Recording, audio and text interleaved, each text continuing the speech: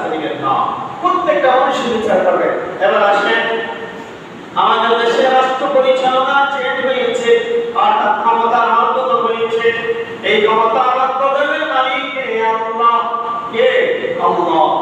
ক্ষমতা বদলের মালিক আল্লাহ। আপনার ঘরের মধ্যে আপনি দায়িত্বশীল একজন ব্যক্তিত্ব, আপনি আজকে মারা গেলেন, আগামীকাল আপনার কোন শ্রেণীর ঘরের দায়িত্ব, ঠিক না? দায়িত্বশীল, ঠিক নেই? অথবা আপনি দেশ থেকে বিদেশে চলে গেলেন, আপনি সৌদি আরব চলে গেলেন, এখন আপনার ঘরের রাজা হলো আপনার বড় ছেলে, বড় ছেলে যেটা বলবে সেটাই দায়িত্বশীল। দায়িত্ব যখন চেঞ্জ হয়ে যায়, সব কিছু চেঞ্জ হয়ে যায়। পৃথিবীতে অনেক মানুষের দায়িত্বশীল ছিলেন, তারা ধ্বংস হয়েছেন। আপনি আমি দায়িত্বশীল হওয়ার পরে দায়িত্ব চেঞ্জ হবে। একজন ইমামতি করতে গিয়েছেন, এক মাসের জন্য ইমামকে রাখে না, ওই জায়গাতে ইমামরা থাকতে দেয় না। কতবার লোক থাকে, ইমামকে কিভাবে দূর করবে? পার্শ্ববর্তী ব্যক্তিরা এই পদ্ধতি অবলম্বন করে, যেহেতু আল্লাহ রাব্বুল আলামিন নিজেই যতদিন রেখেছে ওই ব্যক্তি ততদিন থাকতে পারে।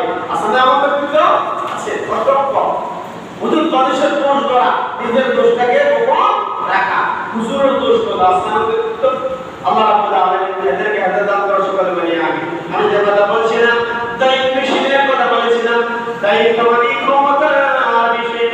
আল্লাহ সুবহানাহু ওয়া তাআলা তার রাসূলকে দিয়ে সহিহ মুসলিমের 142 নম্বর হাদিস, রাসূলুল্লাহ সাল্লাল্লাহু আলাইহি ওয়াসাল্লাম বলেন, আল্লাহ যখন কোনো বান্দাকে কোনো লোকের দায়িত্বশীল নেতা বানায়, কি বানায়? নেতা বানায়। আল্লাহ সুবহানাহু ওয়া তাআলা যখন আল্লাহর কোন বান্দাকে কতগুলো লোকের থেকে দায়িত্বশীল বানায়, ক্ষমতাশীল বানায়, নেতা বানায়, ওই ব্যক্তি যদি দায়িত্ব পরিপূর্ণ পালন না করে, জ্ঞান করে, কি করে? দায়িত্ব পালন না করে, জ্ঞান করে, তাদের উপকার করার কথা উপকার না করে, তাদের সব সম্পদগুলো, টাকা পয়সাগুলো নিজের ব্যাংকের অ্যাকাউন্টে জমা করে। আসসালামু দায়িত্বশীল নেতা কর্মী ইত্যাদি রাজনৈতিক দলের নেতা টাকা পয়সা নিজের অ্যাকাউন্টে ঢুকিয়ে, বিদেশি অ্যাকাউন্টে ঢুকিয়ে গাড়ি করে ছেলের নামে, স্ত্রীর নামে, ভাগিনার নামে, শ্বশুর শাশুড়ির নামে। এমন এক ব্যক্তি পাওয়া গেল, শাশুড়িকে বাংলাদেশের একজন বাংলাদেশ ব্যাংকের গভর্নর ছিলেন, ওনার শাশুড়ির সেই বাড়িতে দিয়েছে 32 কোটি টাকা, এই বাড়িতে দিলাম, এবং স্ত্রীকেও দিয়েছে, কেমন দুর্নীতি করেছে। আস্তাগফিরুল্লাহ। যত অনেক টাকা নিয়ে আল্লাহ রাসূল সেই কথাই বললেন যে মানুষের ধন সম্পদ আপনি নেতা হওয়ার পর যখন বক্ষণ করবেন, জ্ঞান করবেন, আল্লাহ রাব্বুল আলামিন বলেন রাসূলকে দিয়ে জ্ঞান অবস্থায় মৃত্যুবরণ করলেন। কি করলেন? মৃত্যুবরণ করলেন। মানে দায়িত্ব পাওয়ার পরে আপনি সমস্ত সম্পত্তি দিয়ে গেলেন, টাকা পয়সা দিয়ে গেলেন, রাখছেন, নিয়ে যাওয়ার পর আপনি অবস্থা খেয়ানত করেন, দায়িত্বশীলের খেয়ানত করেন, খেয়ানত করার অবস্থায় মৃত্যুবরণ করলেন। আল্লাহ রাসূলুল্লাহ সাল্লাল্লাহু আলাইহি ওয়াসাল্লাম বলেন, আল্লাহ রাব্বুল আলামিন তার উপরে জান্নাত হারাম করে দিয়েছেন। আস্তাগফিরুল্লাহ। জান্নাত কি করেছেন? হারাম। সেটা কোনো জান্নাতে যাবে না। অর্থাৎ রাষ্ট্রীয় সম্পদ ভক্ষণ করলে, রাষ্ট্রীয় সম্পদ যদি জ্ঞান করে নিজের কাছে নিয়ে নেওয়া হয়, এই অবস্থায় মৃত্যুবরণ করা হয়, ওই ব্যক্তি আর কখনো জান্নাতে প্রবেশ করবে না। কি বুঝলেন? আর কি বোঝাবা? আচ্ছা বলেন তো, রাস্তা থেকে সরকারি সম্পদ কি নিয়ে আসছে বাড়িতে? কোথায়? এখন যদি একটা বিএনপি যেমন আব্দুর রহমানের বিএনপি থেকে একটা ইটালিয়ান 5টা ইটালিয়ান যদি তার কাছে গিয়ে ক্ষমা চাইলেন যে ভাই আমি দিয়ে গেছি, টাকা দিয়ে যাও, তো 5টা এর দাম দিবে না, ঠিক আছে নিয়ে যাও, এরপরে দিবেন। এখন ওনার যদি না থাকে, ওনার স্ত্রী ছেলেদের কাছে ক্ষমা চাওয়া যাবে।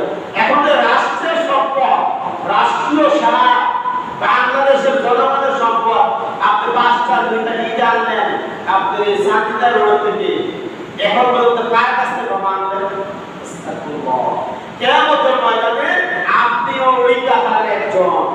রাষ্ট্রের যে ইট পাশটা নিয়ে আসতেন বাড়িতে, রাষ্ট্রের একটা গাছ কেটে বাড়িতে নিয়ে আসতেন, রাষ্ট্রীয় সম্পদ সবাই মানি, রাষ্ট্রীয় সবাই মানি, ধনী গরিব যা আছে সবাই মানি, এই রাষ্ট্রীয় সম্পদ রক্ষণ করা যাবে না, যে করবে কিয়ামতের মাঠে তার বিচার হবে জাহান্নাম ছাড়া কিছু নয়। এই হাদিস দ্বারা বোঝা যাচ্ছে এই জন্য রাষ্ট্রীয় সম্পদ সুযোগ হলে পাওয়া যাবে, তাহলে বলতে সুযোগ করব কোন সম্পদে পাওয়া যাবে না। চুরি করে নাও, ডাকাতি করে নাও, সব রেখে চালাবাজি করে নাও, কোন অন্যায় কোন টাকায় বর্তন করা যাবে না নিজের পরিবার। এক ব্যক্তি প্রশ্ন করছে, আমার বাবা সুদের ব্যবসা করতেন, আমার বাবা বসের চাকরি করতেন, এখন আমি যে বাবার সম্পদ কোনো কাছি হুজুরের একটি জায়গা হচ্ছে সন্তানটা তার উদাহরণ আমি ছোট করে দিয়েছে, আমার বাবা মুশকুল শুক্র, আমি যে বাবার সম্পদগুলো খাচ্ছি এটা কি ঠিক হচ্ছে? ওই ব্যক্তি বাড়িতে ছেড়ে চলে গেছে, সে নিজে কর্ম করে খাচ্ছে, মাদ্রাসা পড়িয়েছে ছোটবেলা, সীমাবদ্ধি করে খাচ্ছে, বাবা মুশকুল শুক্র তার টাকা খাচ্ছে না। আল্লাহ তাকে ছোট করে দিয়েছে, যা ব্রেক করে দিয়েছে। কাফেরের পরে মুসলমান জন্মগ্রহণ করছে, মুসলমান হয়েছে অসম্ভব। এই জন্য বলি খারাপের বড় ভালো আল্লাহ তার জন্ম দিতে পারে। এই জন্য আমার আপনার জন্য একটা মানুষের উচিত ভালো মানুষ হয়ে যাওয়া, ভালো মানুষ না হলে কিয়ামতের বাজারে আপনার কাউকে ছাড় দিবেন না। এই জন্য বন্ধু আজকে থেকে ওয়াদা করেন যে ভালো মানুষ হয়ে যাবো, খারাপ মানুষ আর থাকবো না।